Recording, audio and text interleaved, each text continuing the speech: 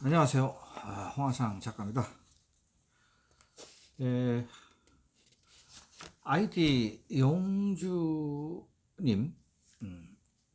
그런 아이디를 쓰시는 분이 일본 정치에 대해서 한번 좀 얘기를 해달라라는 댓글이 있었습니다.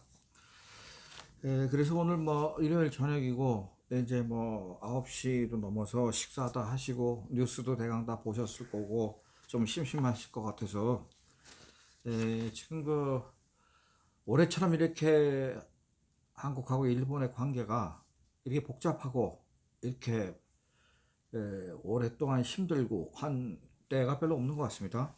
그런데 뜻밖에도 일본의 그 수출 규제에 대한 그 일본 내의 여론이 약 70%가 일본이 잘하고 있다라고 지금 일본 국민들이 그 여론조사에 나왔습니다. 상당히 뜻밖이죠. 아니 그 자기들이 어차피 뭐 쌍방이 지금 뭐 서로 그 이해관계가 뭐 다르긴 한데 일본 국민도 일본 정부 잘하고 있다고 하고 있습니다. 또 거꾸로 우리나라의 국민들의 그 젊은 분들의 70% 이상이 지금 일본 관계에 대해서는 좀 잘하고 있다. 이렇게 가고 있습니다. 평행선 달리는 거죠. 그러면 아베 총리라는 사람이 이제 그 여러 가지 강공을 쓰고 있는 입장인데 그 일본의 그 정치 계보가 그 상당히 복잡합니다. 우리나라보다 굉장히 복잡하죠. 그 한국 사람은 그 일본이 어느 정도 복잡한가에 대한 그 개념을 한번 좀 알아둘 필요가 있습니다. 일본은 그 인구가 우리나라 5천만이면 일본 1억 3천만 아니에요? 그 2.6배 많습니다. 우리 남한이 국토 면적이 약 10만 평방킬로인데 일본은 38만 평방킬로입니다. 그러면 국토 면적이 약 한 3.8배가 아니고 한 3.4배 정도 클 겁니다. 우리 남한에. 그러면 인구가 2.6배가 많고 국토 면적이 3.5배가 크다. 그러면 2.6 곱하기 3.5를 하면 약 9 정도 나올 겁니다. 9. 이 얘기는 뭐냐면 경우의 가짓수가 우리 남한에 비해서 일본이 경우의 가짓수가 9배가 많다. 이렇게 저는 해석을 합니다. 그러니까 일본은 이 산물이 우리보다 9배가 더 많습니다. 인간의 종류도 9배 정도 복잡합니다. 그래서 그런 관점에서 일본을 좀 보시는 게 타당하다라고 봅니다. 인간의 종류가 그렇게 다양하죠. 우선 이제 그 아베가 지금 오늘 보니까 뭐 2,900일 정도 뭐 총리를 했다고 그래요. 그래서 역대 그 최장수 총리인데 이 사람이 그냥 그 난데없이 역대 최장수 총리를 하는 게 아니고 이 사람이 그 정도 할 수 있는 여러 가지의 백그라운드가 있기 때문에 이게 가능한 겁니다. 그러니까 일본은 아주 그 파벌이 딱 나눠져 있거든요. 그래서 좀 역사를 거슬러 올라가서 일본이 그 정치 파벌이 형성된 것부터 이걸 이해를 하셔야 일본의 정치 구조가 보입니다. 굉장히 복잡하죠, 일본이 정치 구조 자체가. 그래서 제가 이 영주님이 이거를 한번 해달라 그래서 너무 이게 복잡하기 때문에 이거 할까 말까 그러다가 그냥 뭐 지금까지 제가 일본을 댕기면서 책 보면서 공부한 대로 말씀드리는데 일본 정치 구조를 제대로 알려면요 책 100권 봐도 안 됩니다. 이거 500권 봐도 안 됩니다. 왜냐하면 거기에 숨겨진 사실은 너무 많기 때문에. 그래서 제가 좀 알기 쉽게 말씀을 드릴 겁니다. 자, 그럼 아베부터 말씀을 드리겠습니다. 그래서 이제 아베를 알고 그 아버지, 할아버지, 그 다음에 그 위에 조상들 둘러싸고 있는 상황을 알고 그 다음에 라이벌 파벌들과 관계가 있기 때문에 이제 그걸 알고 그래야 이제 일본 정치가 보이기 시작합니다. 자, 아베는 아시다시피 1954년 9월 21일 생이네요. 이 사람이 뭐 제 또래입니다. 뭐 나보다 생일이 좀 6개월 빠르네요. 우리 나이가 되면 상대 나이가 나하고 비슷할 경우에 우리 그 사람의 심리가 보입니다. 예. 그러니까 나이가 좀 먹어야 돼요. 그래야 그 심리가 보이거든. 자, 아베는 뭐 알다시피 시모노세키가 지역구는 이제 야마구치지만은 시모노세키는 뭐 잘 아시죠? 우리나라 옛날 관부 연락선이 시모노세키가 부산하고 왔다 갔다 했잖아요. 그래서 모든 일본 유학생들이 부산에서 배 타고 시모노세키를 거쳐서 이제 동경으로 올라가거나 뭐 그랬죠. 뭐 삼성그룹의 이병철 회장님도 그랬고 효성그룹의 창업주인 조홍재 회장님도 다 이 관부 연락선 타고 시모노세키에서 동경 올라갔죠. 바로 그 시모노세키가 지금은 나가토라는 지명이 됐지만은 거기서 태어났습니다. 태어나진 않았죠. 고향이 거기지, 고향이. 이 사람은 뭐 동경 신주쿠에서 태어났으니까. 그래서 이제 이 사람이 거기에 기반을 둔, 자기 조상들이 이제 거기에 기반을 두고 살았던 사람이죠. 지금 아베의 그 증조부는 이제 사람들이 잘 모르죠. 뭐 조부까지는 좀 알 겁니다. 그런데 이 증조부는 뭘 한 사람이냐면 그 시모노세키에서 양조장을 했습니다. 양조장을 했다는 거는 이미 돈이 많은 사람이다라는 얘기입니다. 그래서 이 사람이 양조장을 하면서 그 동네의 상인 회장, 그래 일본말로 장옥, 쇼야라고 합니다. 이 상인 회장을 했어요. 그러니까 그 뭐 가게들이 뭐 나가토에 뭐 많이 있었을 텐데 거기가 뭐 항구 도시고 하니까 거기에서 상인 우두머리를 했다는 거는 이미 경제력을 갖췄다는 얘기가 되죠. 그래서 근데 문제는 이 사람 평민입니다. 평민. 이 사람 집안이 평민이라고. 그러니까 이게 집안이 양반이냐 상민이냐 이게 우리나라는 별 아무 의미가 없죠. 지금에 들어와서는. 우리나라는 1894년에 갑오경장을 하면서 그 삼인평등이 완전히 이루어졌고 지금까지 삼인평등이 이루어진 나라입니다. 그런데 일본의 경우는 그 삼인평등이 실패한 나라입니다. 일본은. 그래서 지금까지도 일본의 사무라이와 평민의 구분이 보이지 않게 있습니다.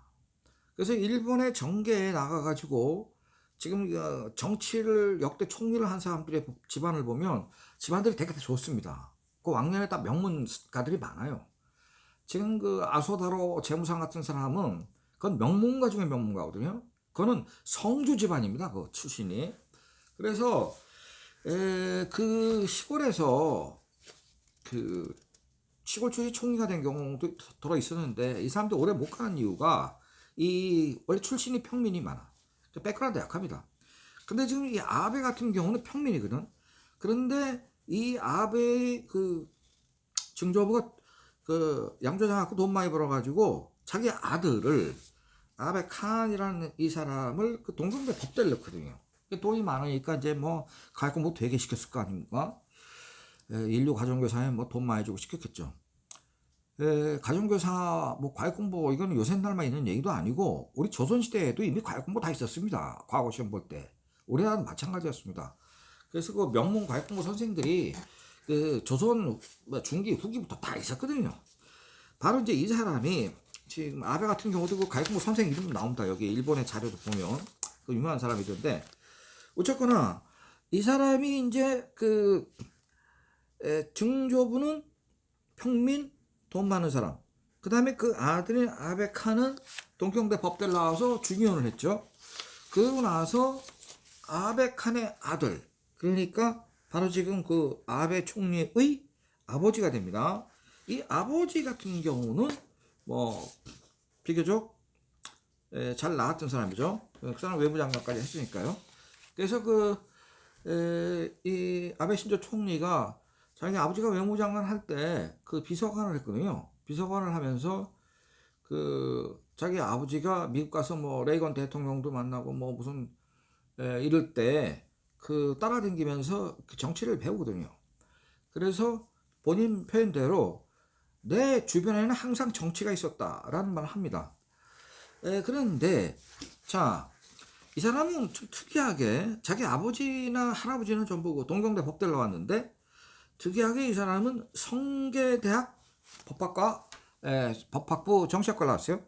이 성계대학이라는 대학은 동경 쪽에 있는데 이게 무슨 대학이냐면 1947년에 미쓰비시 그룹이 만든 대학교입니다. 미쓰비시 그룹, 미쓰비시.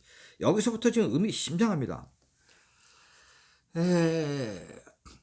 미쓰비시 그룹이 1947년에 이 성계대학 초중고대를 다 만들었는데 바로 이제 아베가 초중고대를 다 나옵니다. 그래가지고 이 대학을 나왔는데 이건 무슨 말이 되냐면 미쓰비시 재벌이 이 초중고 대학을 만들 때 의도는 그 정치가를 만들려고 한 겁니다. 그 미쓰비시 그룹은 지금 현재도 일본 최대 재벌이죠. 미쓰비시 다음에 미쓰이, 그 다음에 스미토모 뭐 이 정도 될 텐데 이 최대 재벌입니다. 근데 이 최대 재벌이 만든 학교를 초중고 대까지 다 나왔다는 겁니다. 이제 여기에 의미심장하죠. 말하자면 친 미쓰비시라는 말이 됩니다. 그래서 이 미쓰비시 재벌 즉 아베가 본인이 시모노세키의 뿌리를 둔 고향을 둔 출신인데 시모노세키는 정확하게 하면 야마구치현의 한 도시입니다. 그래서 야마구치현의 수도는 현재 하기시입니다. 하기란 시예요.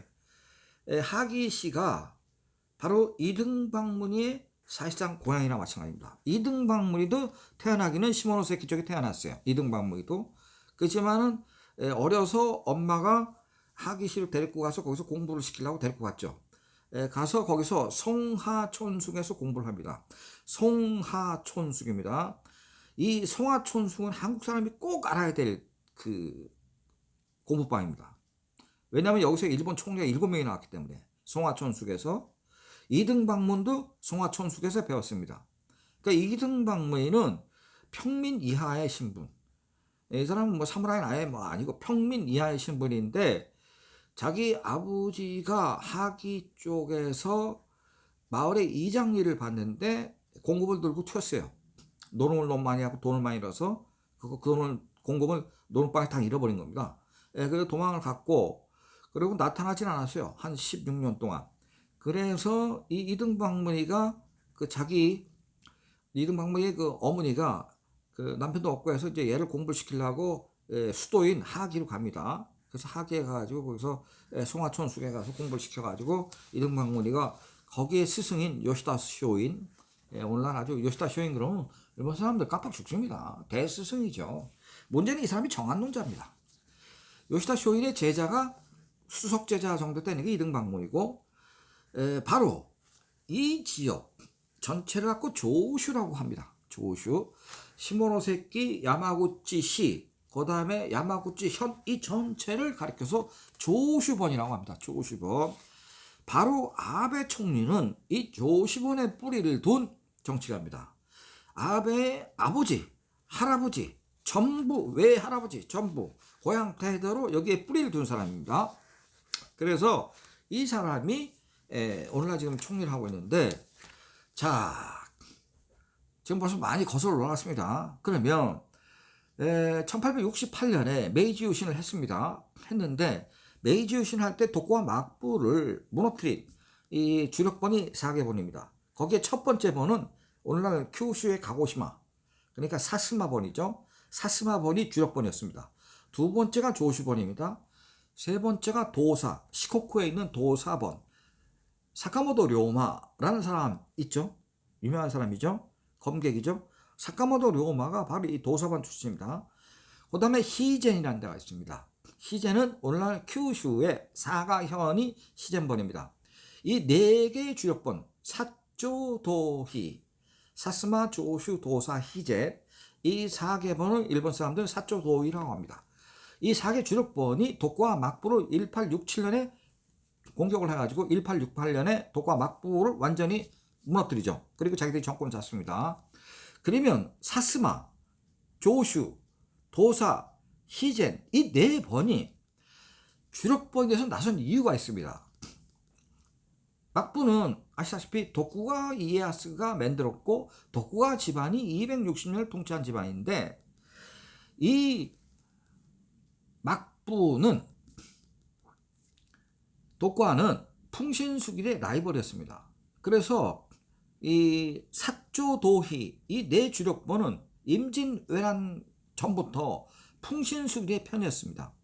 그런데 풍신수길이가 임진왜란을 일으켜갖고 임진왜란 끝나기 직전에 죽고 정권이 이 새끼가하라 전투 1600년 9월 15일 날 새끼가하라라는 지역에서 벌어지잖아요. 그래서 풍신수길이 죽은 상태에서 1600년 9월 15일 날 풍신수길이 군대 이시다 미즈나리가 끌고 오는 9만 2천 명, 그다음에 도쿠와 이에야스가 끌고 온 8만 2천 명이 새끼가하라에서 전쟁이 벌어지죠. 그래서 거기서 아침 8시부터 전쟁이 붙었는데 오후 1시 반에 다 결판 나버렸습니다. 도쿠와 이에야스의 압승이죠.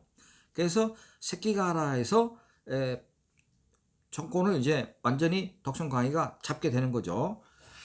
자, 사조도희는 풍신수길의 편이었습니다. 그 당시에. 그러니까 동경 쪽, 즉 나고야, 오사카 북쪽을 대리한 도쿠와 이에야스, 그 다음에 나고야 남쪽, 즉 오사카를 중심으로 한 풍신수길의 군대가 새끼가하라 전투에서 정권의 향방을 결정졌는데, 거기서 정권은 사조도희, 사스마 조슈 도사 히젠 4개 주력본이 풍신수길의 편에 섰는데 도쿠와 막부한테 졌다고. 져서 도쿠와 막부가 정권을 잡으니까 사조도희 요놈의 새끼들이 얼마나 괘씸하겠어요. 더군다나 강성한 아주 강력한 번들이었거든요. 그러니까 도쿠와 이에야스가 260년 동안 사조도희를 밟았습니다. 계속 밟거든. 그 멸문을 시키려고. 근데 가고시마번, 사스마번은 이미 풍신수길의 시대 직전부터 약 80만 석의 이 강력한 번이었습니다. 그 다음에 조슈번은 약 60만 석 이상으로 강력한 번이었죠. 이 정도 되면 일본 랭킹 다 한 10등 안에 들어가는 경제를 갖고 있는 겁니다. 그래서 이 사스마, 가고시마는 오키나와를 먹음으로써 사탕수수를, 오키나와가 그 사탕수수 천지거든. 사탕수수를 가지고 설탕을 만들어 가지고 중국하고 무역을 해서 돈을 많이 벌었어요. 이 사스마번이. 그래서 이제 경제력이 약 80만 석까지 되는데, 거기에 그치지 않고 오키나와를 비롯해서 필리핀이나 베트남이나 인도네시아하고 무역을 했다고. 그래서 돈을 많이 벌었어요. 이 가고시마번이. 그래서 해외 무역 때문에 돈을 많이 벌어서 일본 랭킹 한 3등 정도 가는 이 강력한 번이 됐거든요. 그 다음에 이 조슈번, 소위 이등방문이나 이 아베가 나온 이 조슈번은 조선하고 한반도하고 쌀 무역을 함으로써 돈을 많이 벌었습니다. 그래서 그 다음에 이 도사번은 개뿔 아무것도 없는 됩니다. 거기는 정말 막 불알 두 쪽밖에 없는데, 사카모토 요로바가 선중팔책이라는 거, 즉 사스마번과 조슈번이 연합을 해야지 니네들이 도쿠와 막부를 타도할 수가 있는데, 둘이 물과 기름이거든요. 서로 잘난 척을 하거든. 사스마는 사스마가 잘났다고 그러고 조슈는 조슈가 잘났다고 하거든. 그러니까 얘들이 합쳐지지가 않아. 그러니까 사카모토 요로바가 양쪽을 떠당기면서 중재를 해요.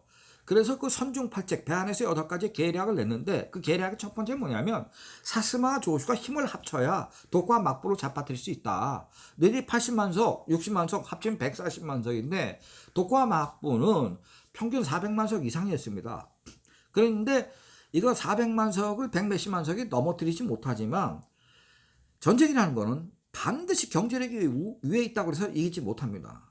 사기가 있고 무너뜨리겠다는 의지가 있으면 되는 거거든요. 그래서 결국은 거기다 도사번과 히젠은 규슈 사가시 사가현이 지금 히젠번인데, 여기는 우리나라에서 도공 350명 잡아가지고 와서 이 도자기 무역을 네덜란드 동인도 회사를 통해 가지고 네덜란드 동인도 회사에 약 100년 동안 이 도자기를 팔았습니다.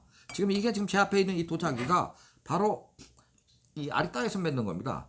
이게 지금 보면, 여러분이 이 도자기 보면 이게 완전 일제죠. 분위기가 일제인데, 이 도자기 만든 사람은 임진왜란 때 끌려간 도공의 후손들이 이거 만든 겁니다. 그러니까 세월이 변하면서 이게 완전히 일본화된 거거든요.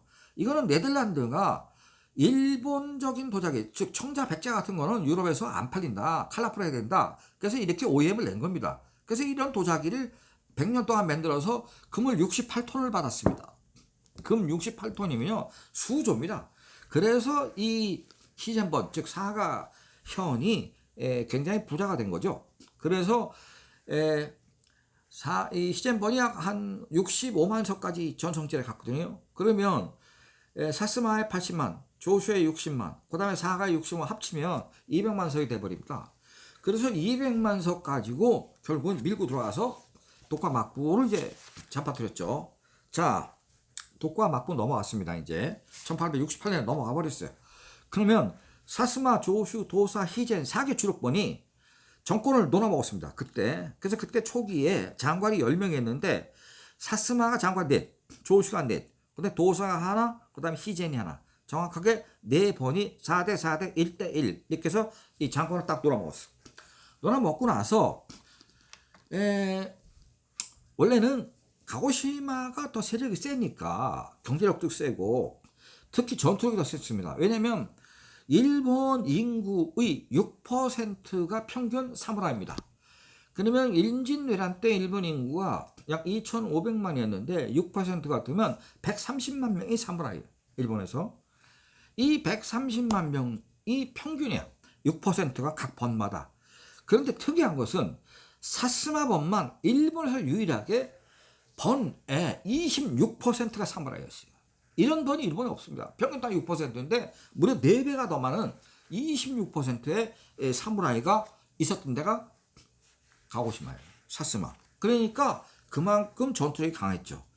그래서 이 사스마 번이 사실은 정권에서 가장 헤게모니를 많이 가져야 되는데 일본의 첫 내각이 들어선 거는 1885년에 이미 이제 1885년이나 그렇죠. 1885년, 1868년에 메이지 유신이 되고 그때부터 이제 17년 동안 정부 구성을 하고 정부 구성 최초로 낸 게 1865, 85년에 이등방문 제1대 내각이 그 출범을 하거든요. 그때까지 이제 정치를 한 거죠. 그런데 이제 이 내각은 공인을 못 받은 거지. 왜냐하면 일본 국회가 생긴 게 1890년 12월 달입니다. 그래서 1891년에 국회가 성립이 되면서 총리를 다시 뽑았고 그때도 역시 이등방문에 총리 됐어요.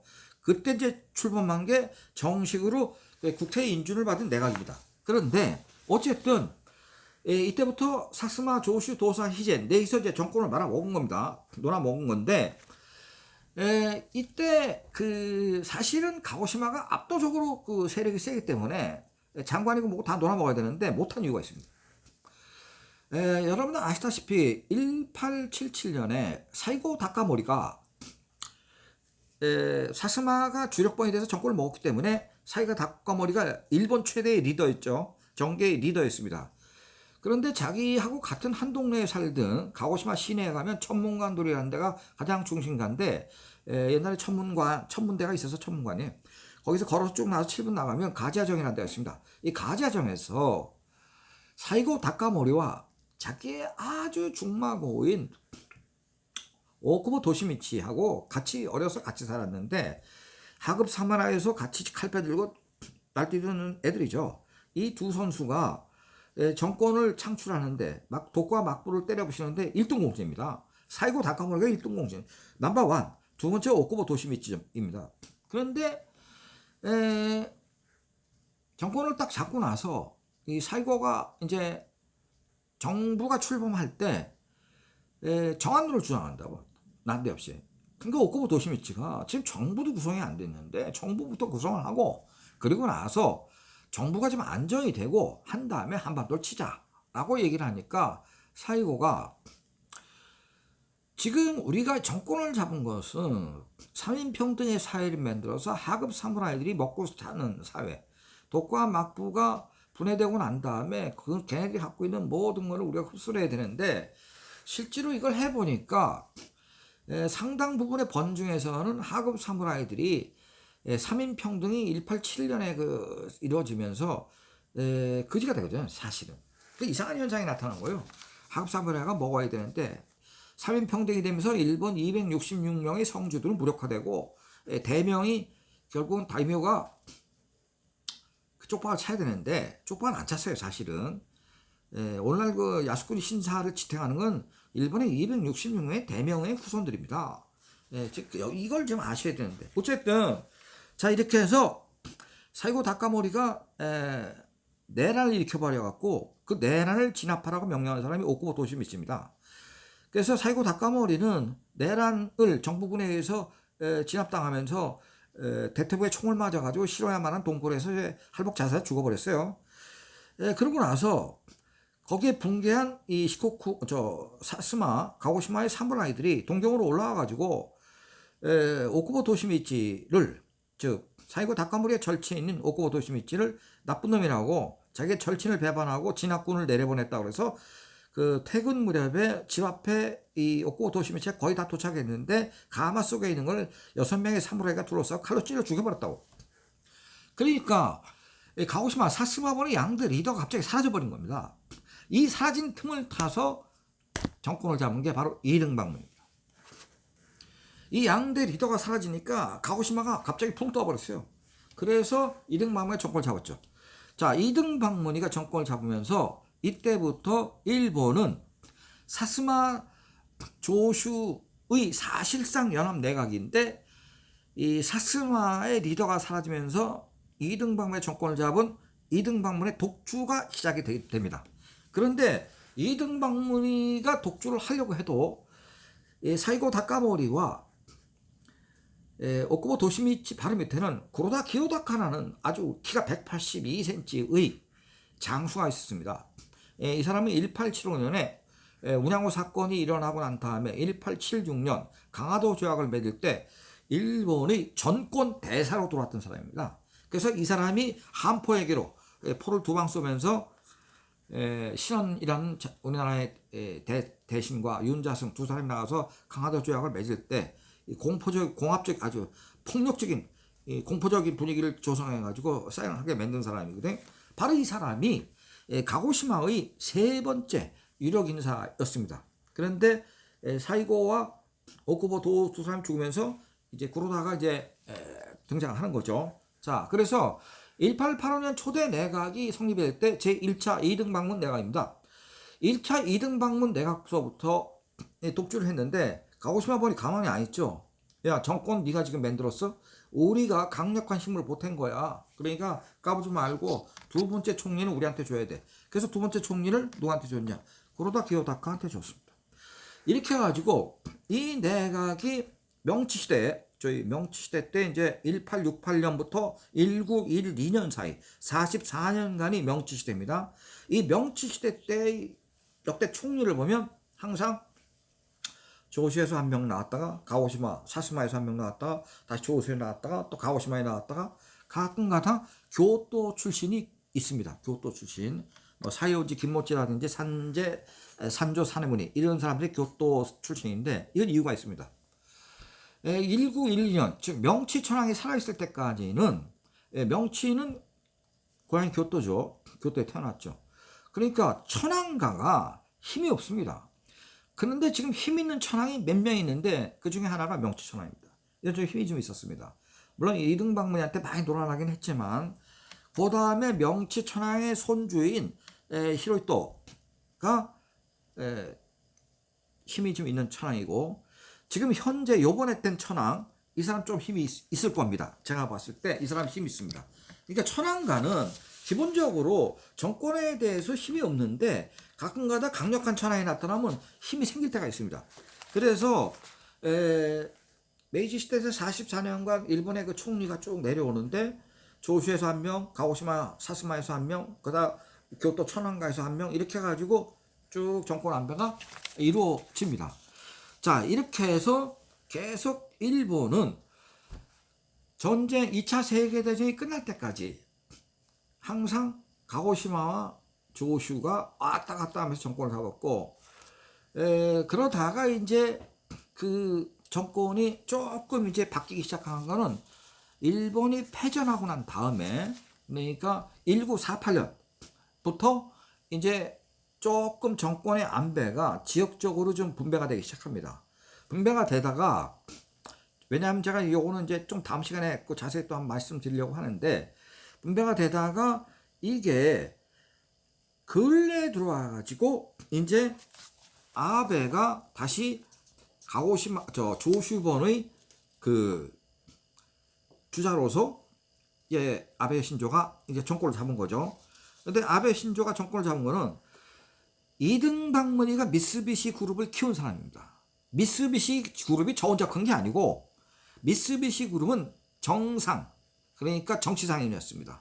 이걸 키운 게 이등방문이거든요. 그러면 아베 신조한테는 자기 고향의 대선배가 이등방문입니다. 바로 고향의 선배입니다. 조슈버를 만든 사람이 이등박문이에요. 그 대선배가 바로 이등박문이기 때문에 또 이등박문을 가리킨 스승 요시다 쇼인이 그쪽 조슈 사람들, 야마구치현 사람들은 요시다 쇼인을 다 존경하거든요. 그래서 바로 이등박문이가 키운 미쓰비시 재벌의 초중고 대학교까지 아베가 다닌 겁니다. 그러면 이등박문이하고 상당히 닮은 꼴이 돼버린 거죠. 그래서 말하자면 친경제적, 친재벌적 인물이죠. 아베가. 아베 부인도 아키에도 모리나가 재벌이라고 있습니다. 이 캐러멜 만든 재벌이죠. 사실 모리나가 재벌은 캐러멜 팔고 그런 거 돈 버는 것보다는요, 부동산을 많이 갖고 있습니다. 그래서 동경 돌아다니다 보면 모리나가 빌딩이 무지무지하게 많습니다. 그 빌딩 하나에 뭐 세만 받아도 10층짜리 뭐 내가 볼 때는 수십 개 이상 갖고 있는데 그거 부동산 재벌이거든요. 근데 이 아케는 모리나가의 사장인 마스자키 사장의 딸입니다. 근데 마스자키 사장은 월급쟁이 사장이 아니고 모리나가 재벌의 사위입니다. 사위. 그러니까 뭐 실세죠. 그러니까 이 아베는 미쓰비시 그룹이라는 일본 최대 재벌과 이미 결탁한 상태고 자기가 학교를 나왔으니까. 왜냐면 그 아베의 그 형이 미쓰비시 계열사인 미쓰비시 패키징 사장을 했습니다. 그 정도로 미쓰비시 그룹과 관계 깊어요. 근데 부인도 모리나가 재벌의 그 결탁한 딸이란 말이에요. 외손녀죠. 그러니까 일단 기본적으로 자금이 많습니다. 이 사람이 돈 자금이 많고, 그 다음에 정치 계보가 조슈버는 이등박문이의 그 뿌리를 두고 있습니다. 그리고 이등박문이를 비롯한 조슈버의 배출한 총리가 8명 이상입니다. 그러니까 모든 상황을 다 갖추고 있는 거죠. 그러니까 이 아베가 지금 뭐 2,900일인가 뭐 넘어가지고 역대 지금 최장수 총리가 된 것도 다 그런 이유가 있는 겁니다. 옛날에 뭐 저 니가타현에 뭐 그래서 나온 그 총리 로키드 스캔들 일으킨 그런 사람들은요, 니가타 같은 경우는 원래 해방 전까지는 니가타 잘 살았어요. 잘 사는 데인데 우리가 요번에 그 수출 규제 문제를 갖고 일으켰을 때 거기에 뭐 각종 무슨 불화수소니 뭐 이런 약품들 회사가 니가타 쪽에 많거든요.